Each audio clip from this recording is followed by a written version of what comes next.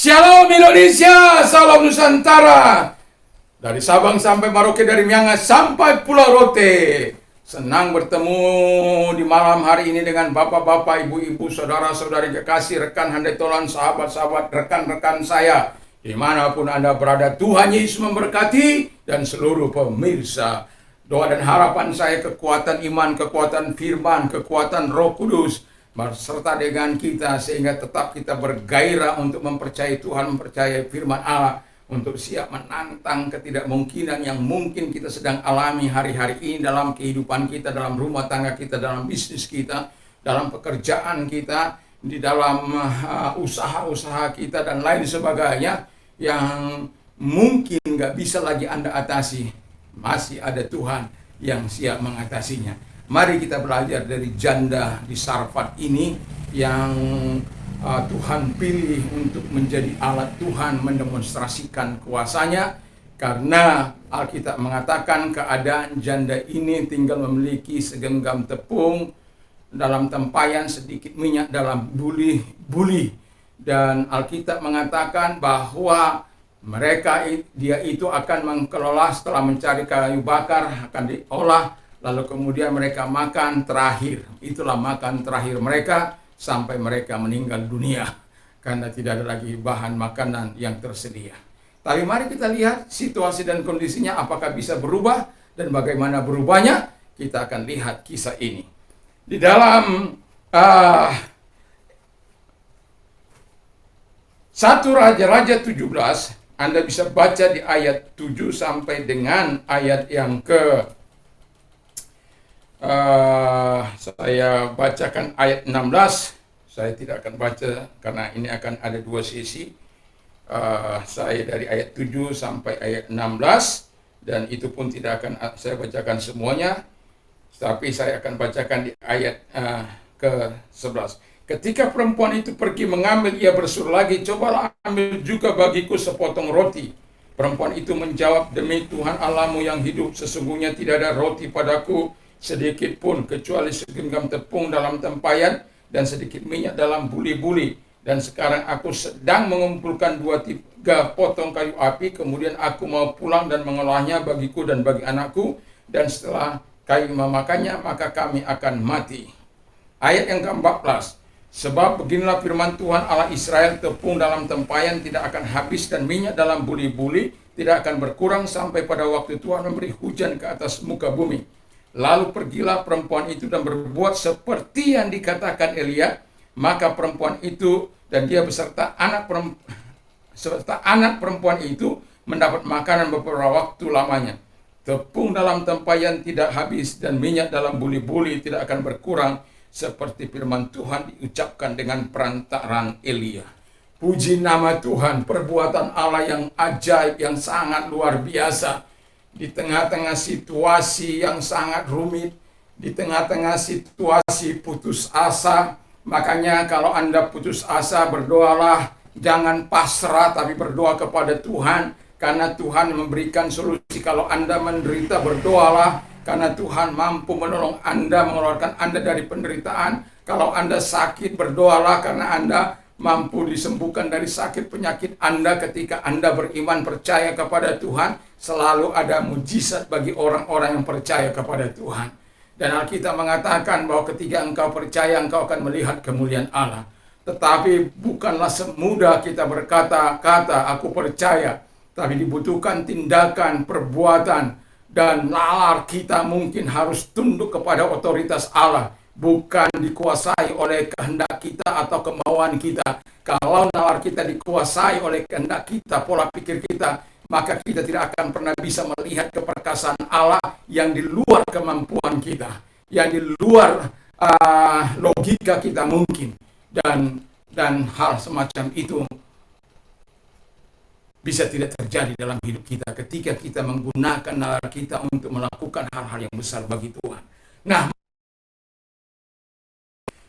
Alkitab mengatakan bahwa Elia datang ke Sidon, bukan ke orang Israel, ya, aneh, bukan datang ke orang Israel, tapi justru ke Sidon.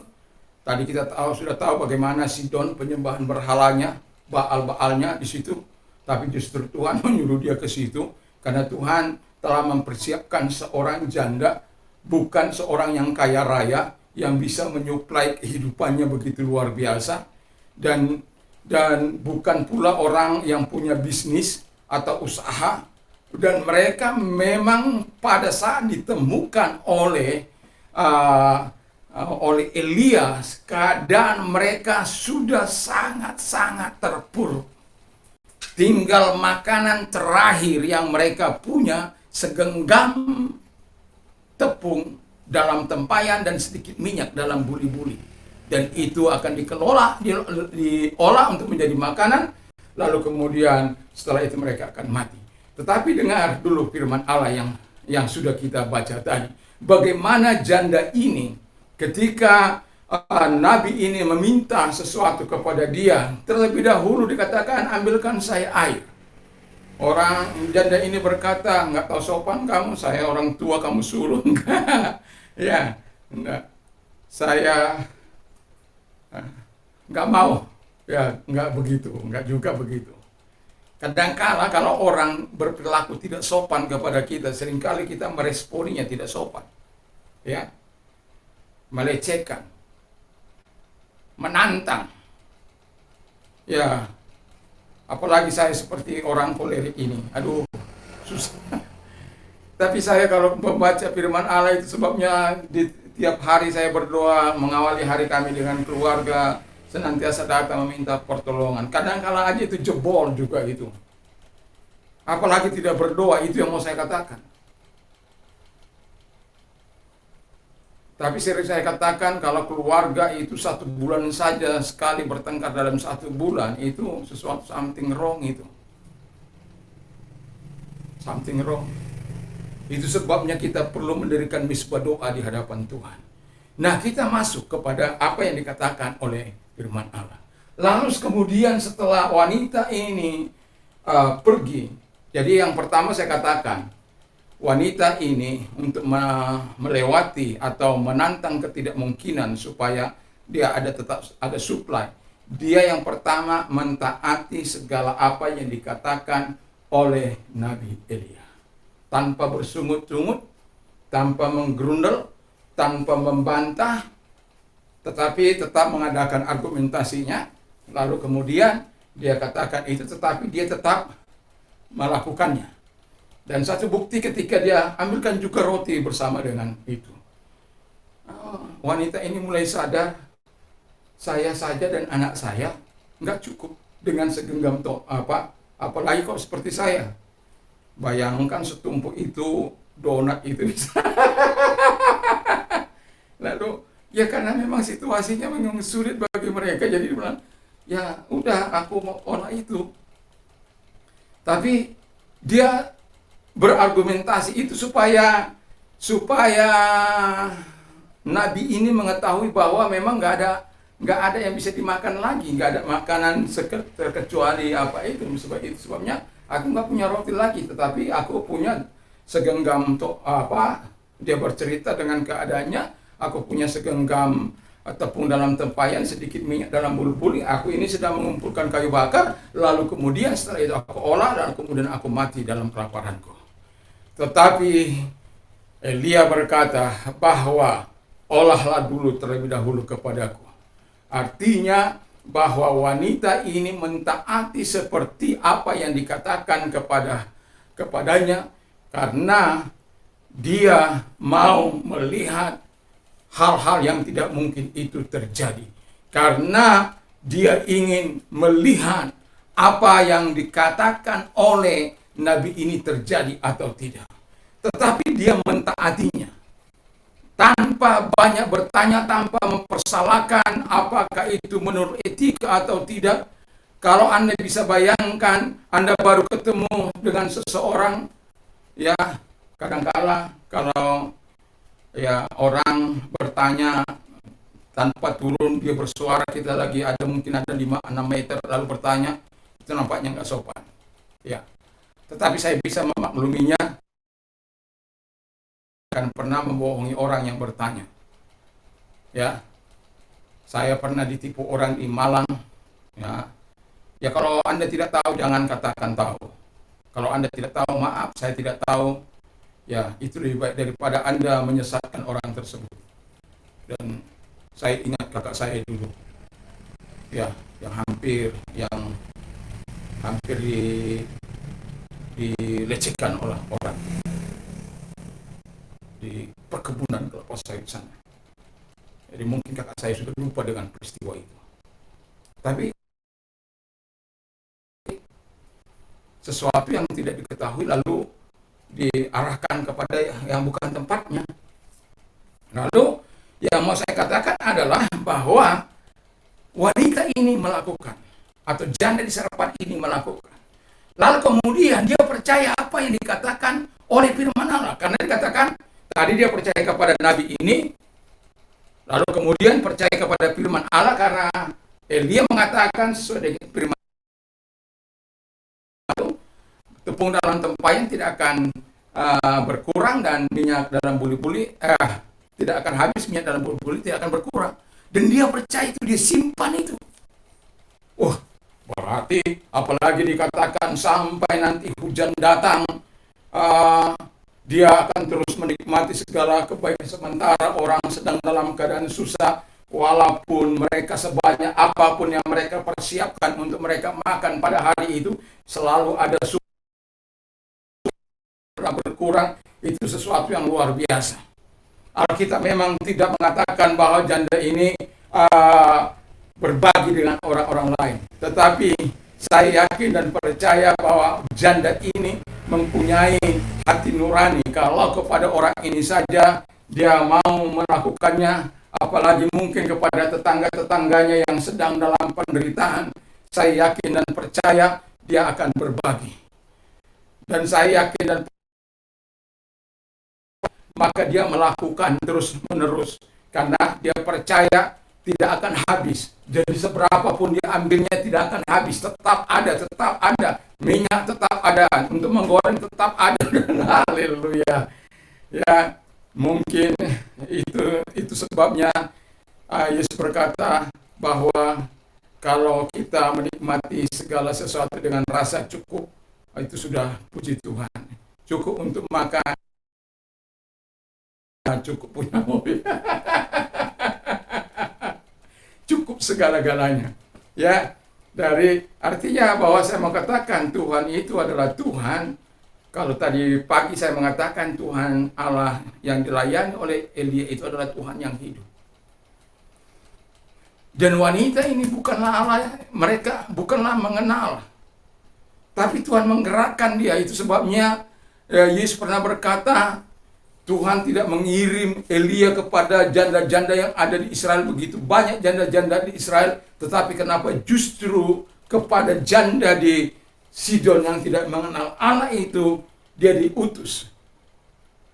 Karena satu nyawa itu sangat berharga di hadapan Tuhan. Sementara di sana itu orang Israel telah menolak kasih karunia Allah. Bahkan mereka hidup melampiaskan hawa nafsu mereka, menentang Allah, congkak, dan mengikuti gaya kehidupan mereka dan gaya-gaya orang-orang Sidon seperti yang dilakukan oleh istri dari Ahab, yaitu menyembah Baal dan Aserah. Bahkan dibawa imam-imamnya ke istana.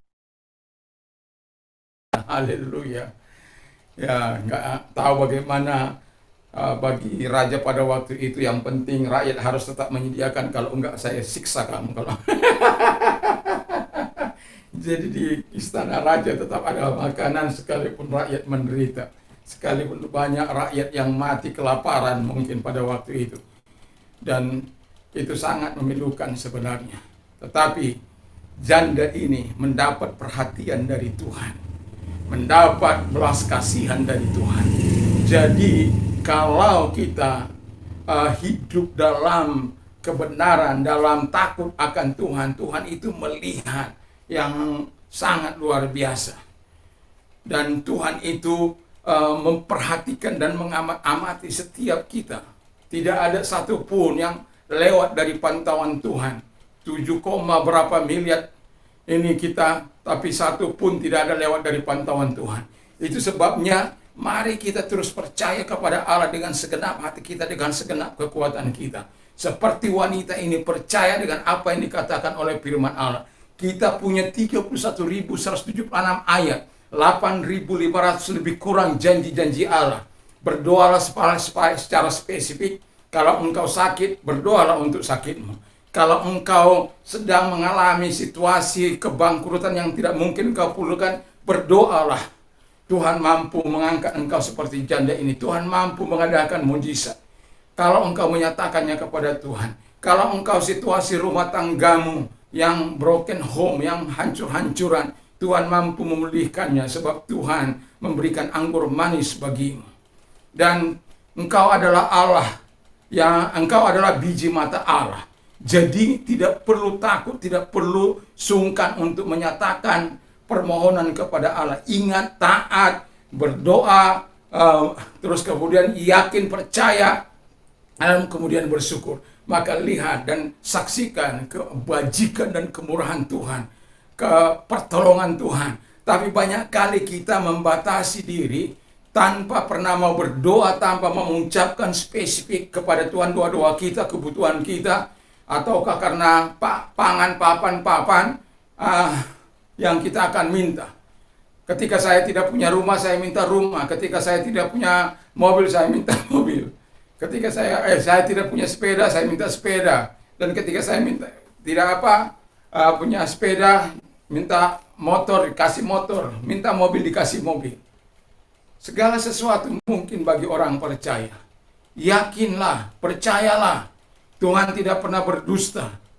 Tapi percaya firman Allah, banyak kali orang begitu bersemangat dengan firman Allah, begitu luar biasa terhadap firman Allah, sampai hanya sekedar semangat. Tetapi ketika mengalami proses pengujian dari apa yang dipercayai, mulai kempes seperti kerupuk kena angin.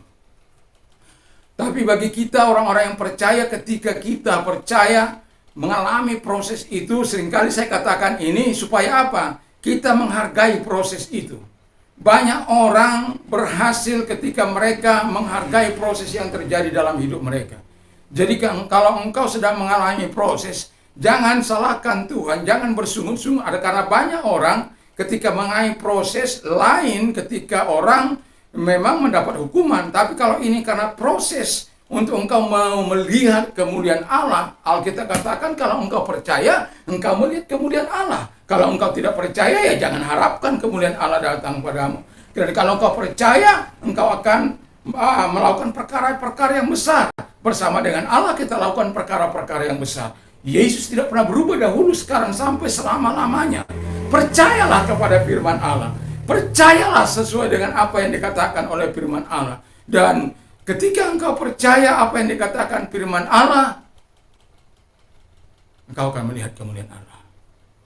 Seringkali saya katakan, Allahku akan mencukupi segala kebutuhanku menurut kekayaan dan kemuliaan. Dan itu hampir saya katakan, belum lagi dalam khotbah-khotbah saya, ya, yang saya katakan hampir setiap hari. Karena apa? Karena ayat ini merupakan sesuatu yang sangat luar biasa bagi saya, di mana ketika saya mengalami kekurangan di tengah-tengah situasi, kondisi, ya, badai, jemaat juga mengalami badai, situasi, kondisi yang tidak menyayangkan, ekonomi yang morat-marit, gonjang-ganjing, dan lain sebagainya. Tapi sampai hari ini saya tetap bisa menikmati pemeliharaan Allah. Sampai hari ini saya sering memperkatakan firman Allah. Itu sebabnya ketika saya memperkatakan Allahku akan mencukupi segala kebutuhan menurut kekayaan dan kemuliaan dalam Kristus Yesus, itu bukan hanya sekedar firman yang saya ucapkan, tetapi itu karena saya mengalaminya secara langsung dari pemeliharaan Allah itu. Makanya saya katakan, apa saja yang kau minta dan doakan, percayalah bahwa engkau sudah menerima, maka hal itu akan diberikan. Jangan menangislah dengan orang menangis, bersukacitalah dengan orang bersukacita. Jadi setidak-tidaknya kita bisa memberkati orang lain, menolong orang lain, walaupun di tengah keterbatasan kita. Sama seperti janda ini, mengalami situasi yang sulit, bagi dia saja tidak cukup, tetapi ketika dia katakan bahwa minyak dalam buli-buli tidak akan berkurang, tepung dalam tempayan itu tetap ada, tidak akan berkurang, dan itu dia yakini dan dia percaya. Lalu yang ketiga, yang kemudian inilah dari cerita itu, bahwa ketika engkau percaya, ketika engkau bertindak sesuai dengan firman Allah, tetapi tidak ada action, tidak ada tindakan, maka akan menjadi sia-sia. Dalam kebanyakan manusia, satu contoh, saya katakan saya pernah melayani Tuhan dan kagum terhadap pelayanan beliau. Lalu ketika karena saya mengalami proses yang panjang, lalu kemudian dia katakan bahwa Yesus itu hidup, Yesus itu mampu menyembuhkan orang-orang yang sakit, dan saya tidak ragu tentang hal itu karena saya juga menikmatinya.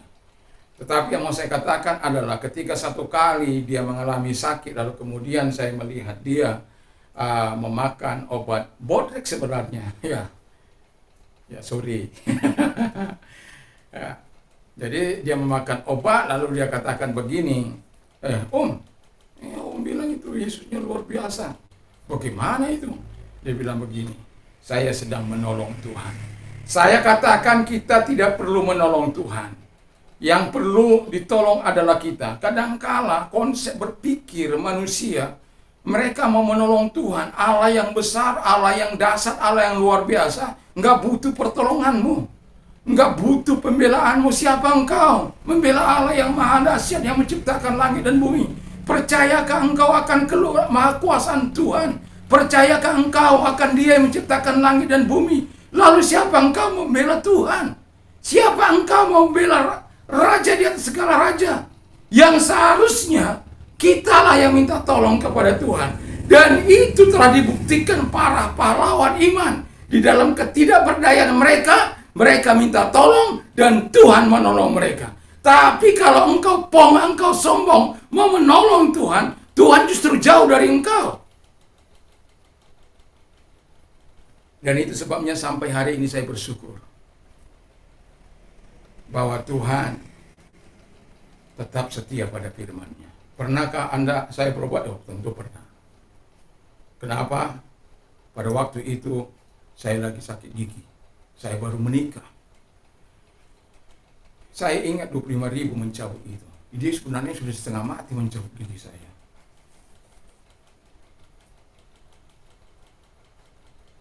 Saya rontok gigi saya ini nggak pernah itu berlobang, nggak pernah.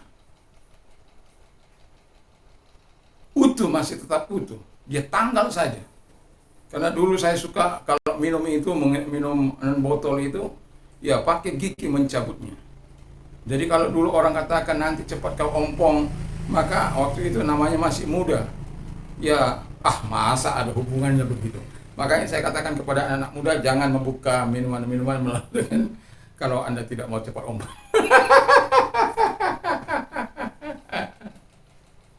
Haleluya!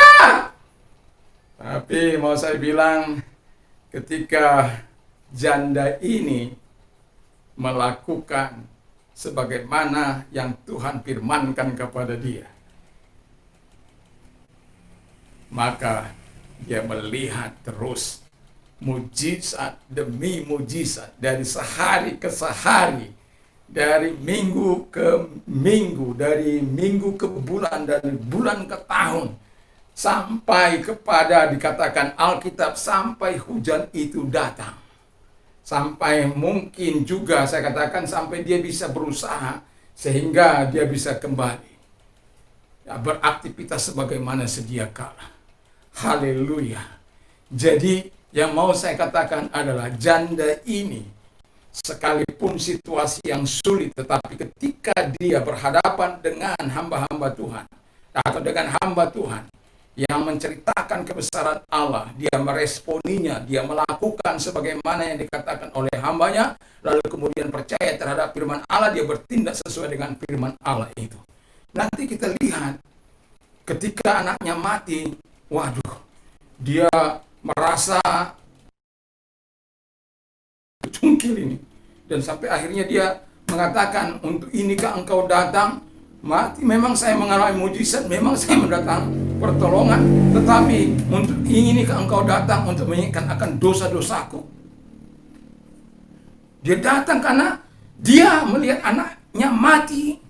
Itu besok pagi ya, besok pagi. Anaknya mati. Jadi kalau anaknya mati, aduh, itu kan pengharapannya. Yang bisa menolong dia di masa tuanya. Jadi kalau ada anak-anak durhaka terhadap orang tuanya, bertobatlah. Kasih orang tua. Kalau ada orang-orang tuanya yang masa bodoh terhadap orang tuanya, bertobatlah. Kalau ada orang anak-anak muda, anak-anak kemudian merendahkan orang tuanya, bertobatlah. Kalau ada, itu karena kemurahan hati orang tuamu. Kau bisa hidup itu karena orang tuamu berkorban. Dia sudah melakukan yang terbaik bagimu. Bayangkan kalau dipencet hidup pada waktu itu, supaya kau mati. Tapi dia tidak lakukan itu. Orang tuamu tidak melakukan itu. Dipeliharanya engkau, dijagainya engkau, diberikan yang terbaik. Disekolahkannya engkau, diberikan yang terbaik bagimu. Walaupun kadang-kala engkau harus mengalami cambukan karena keberdegilan dan kekerasan hatimu.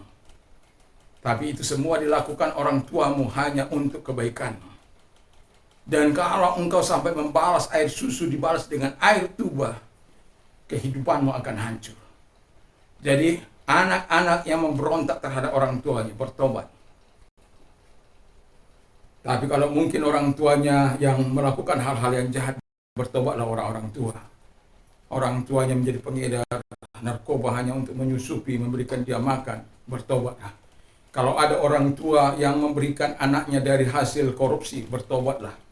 Kalau ada orang tua yang memberi asupan kepada anak-anaknya dari penipuan, bertobatlah.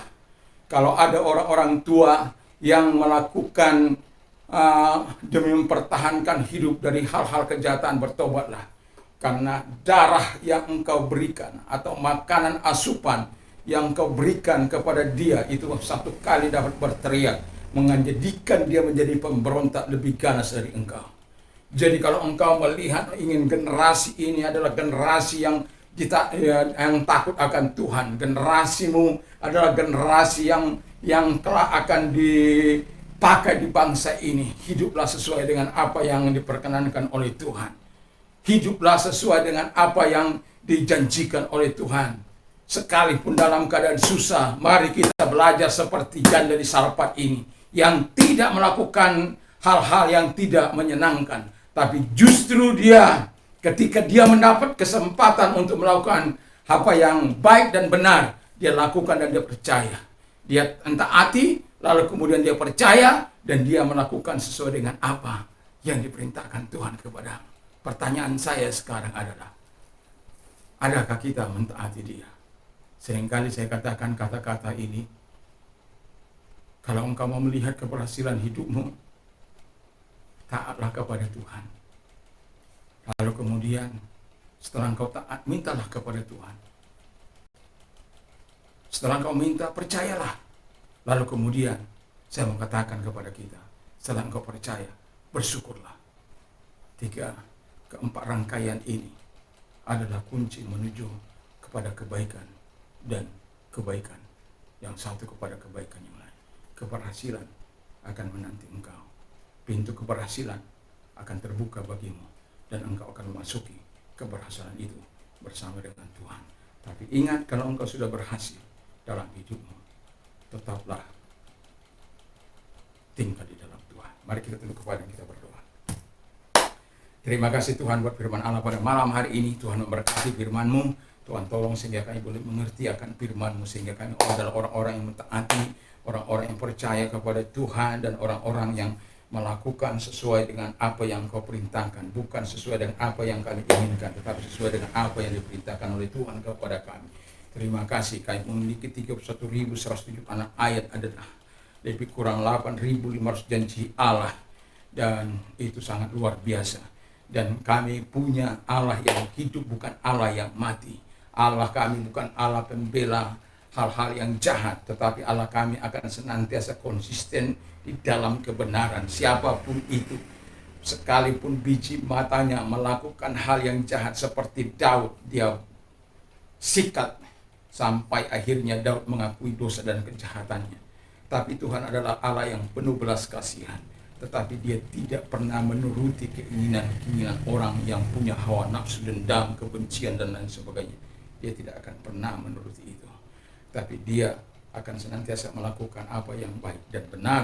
Dan ketika umatnya melakukan apa yang baik dan benar, mempunyai sesuatu permasalahan atau tantangan yang tidak mungkin dapat diselesaikan dengan kekuatannya, ketika orang itu percaya, maka Tuhan akan terlibat di dalamnya, mengintervensi. Karena salah satu doa itu adalah di mana kami komunikasi dengan Tuhan, intermediate, lalu kemudian intervensi. Dan ketika kami meminta Tuhan intervensi masalah kami, maka Tuhan akan mengintervensi. Dan itu sebabnya kami bangga punya Tuhan, bangga memiliki Allah yang besar, bangga mempercayakan hidup ini kepadamu. Terima kasih bangsa dan negara kami ini juga kami serahkan dalam tangan Tuhan. Berkati, kami terus akan berdoa kepada presiden kami, berikan dia kekuatan, hikmat, akal budi dalam menjalankan roda pemerintahan, sehingga presiden kami terus akan membawa Indonesia kepada keamanan, kesejahteraan, dan kebaikan-kebaikan bagi seluruh anak bangsa dari Sabang sampai Merauke dan Miangas. Terima kasih buat segala upaya jeripayah presiden kami yang begitu antusias melakukan yang terbaik bagi masyarakat.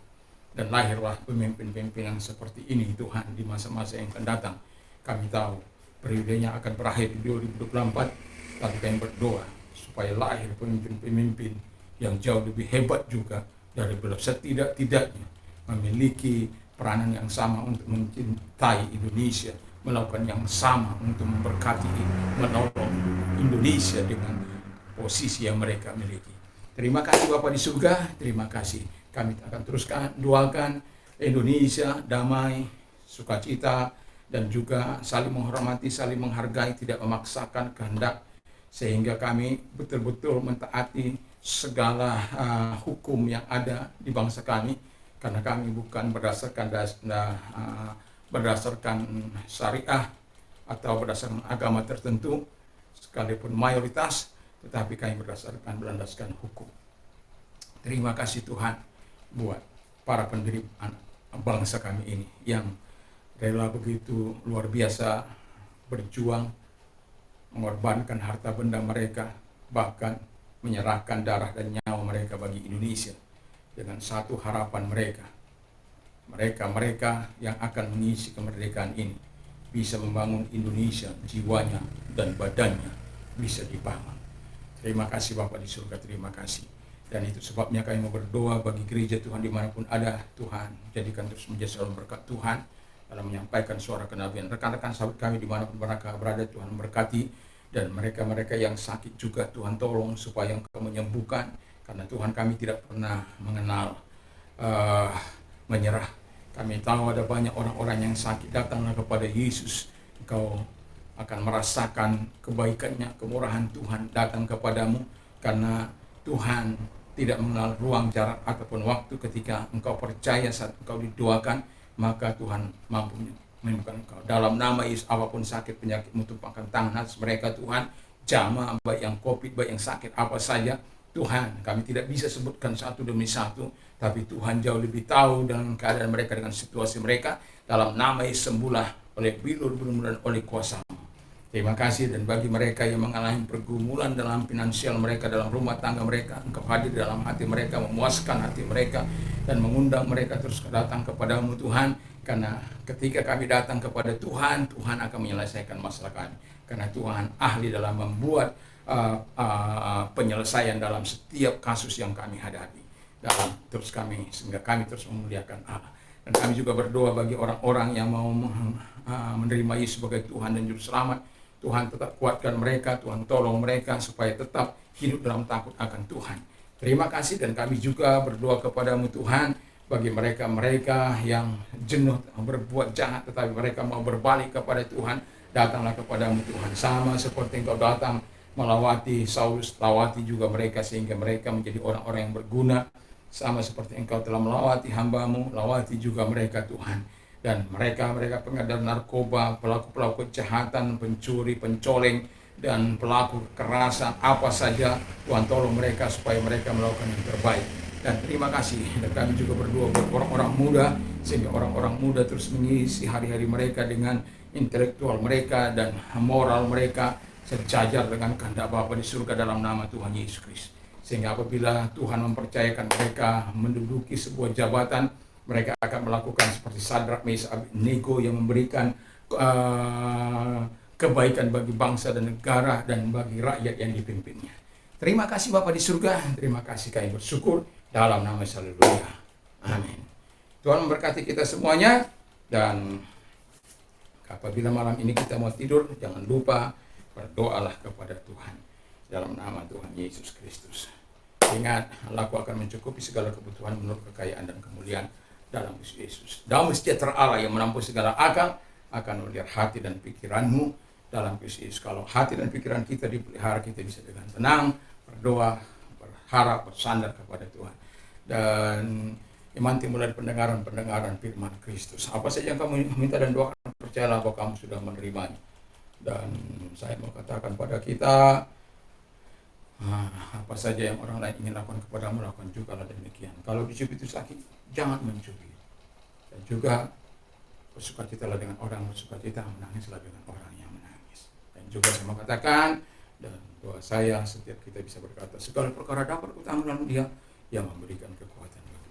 Salam Indonesia, salam Nusantara. Oh ya, hampir lupa kepada Anda yang pengedar narkoba dan pengguna narkoba, bertobatlah.